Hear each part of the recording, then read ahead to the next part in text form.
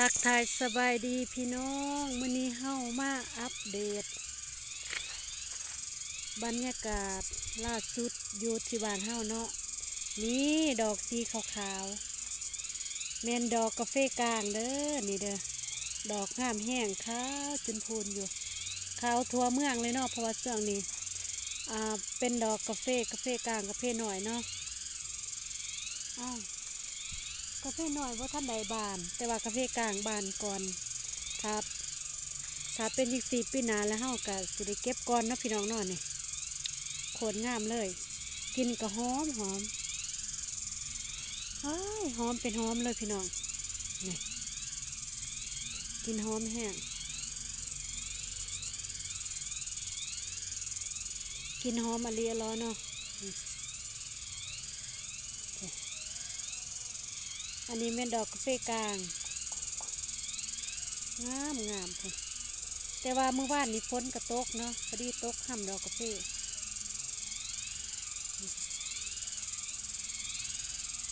ดอกงามขนาดผมบักใหญ่บักใหญ่ขาวทั่วเมืองเลยเนาะเอาจะได้แพนด้ามากับแพนด้าบ่มีหางเนาะไปทางใดก็ไปนำอ่อนซ่อนเลยขาวหอมเนาะแต่ว่าอันนี้มันกกกาแฟสูงเราก็สิบ่เห็นปานใดได้ยินตั้งแต่เสียงจักรจั่น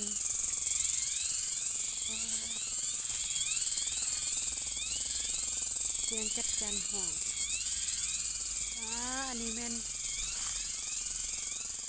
ซบแม่งจักรจั่นเนาะพี่น้องเนาะจักรจั่นที่ว่ามันยังไงขาบของมันเนาะขาบตัวจักรจั่น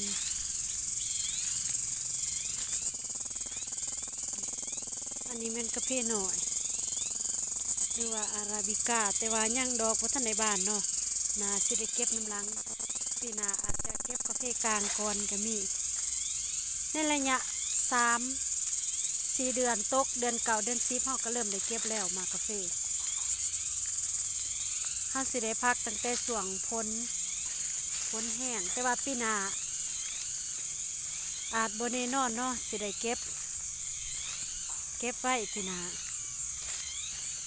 มะไข่มันสุกแห้ง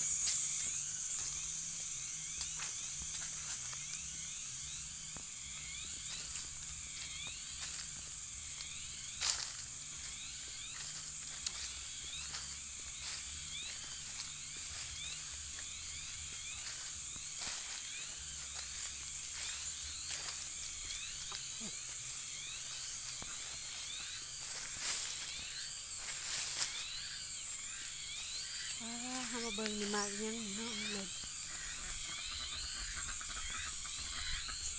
มากยังนี่โอ้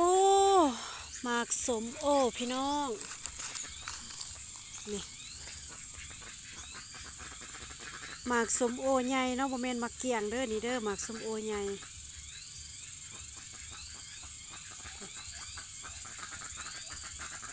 อันนี้แม่นกกหมากสมโอเบิ่งไม้ตอย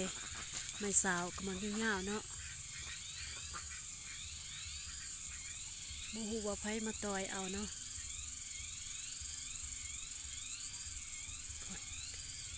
อันนี้แม่นมันหล่นเนาะสุกแห้งลักษณะแบบสุกอีหลีเหรอเก็บเอามาไว้กินพี่น้องถ้าว่ามันร้ายเฮาก็ตากไว้ก็ได้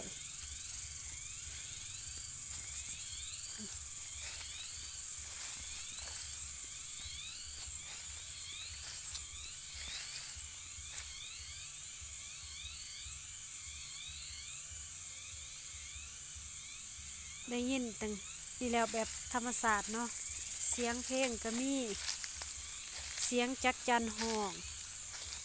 แบบเพราะว่าอยู่หลังบ้านเนาะแต่ แต่ว่าคันมันแดดแรงร้ายจักจันมันจะหอมเพราะว่าเป็นส่วงของแมงจักจัน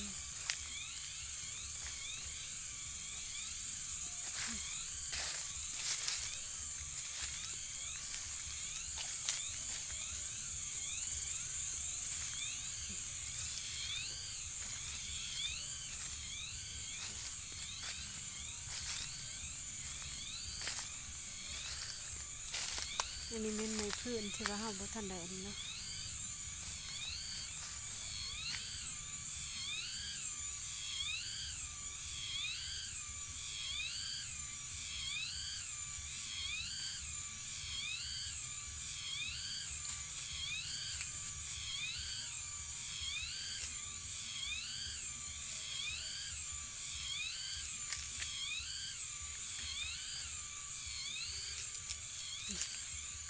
มาเลาะเบิ่งดอกกาแฟพี่น้องป้าเนาะงามขนาด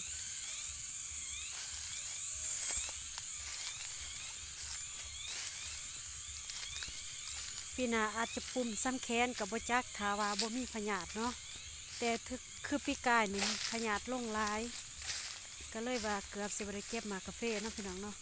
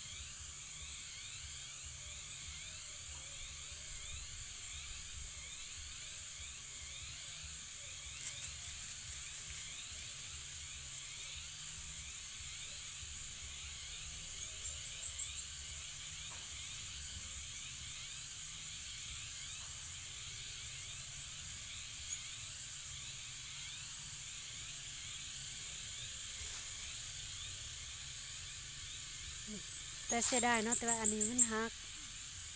โอ้ยหอมหอมพี่น้องเอ้ย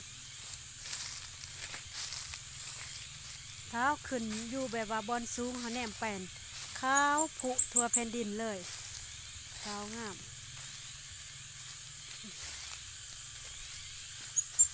บรรยากาศที่ขอกงัวพี่น้อง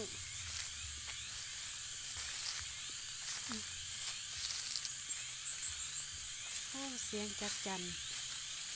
ถ้าว่าฝนบ่ตกมันจะห้องลายกว่านี้เนาะ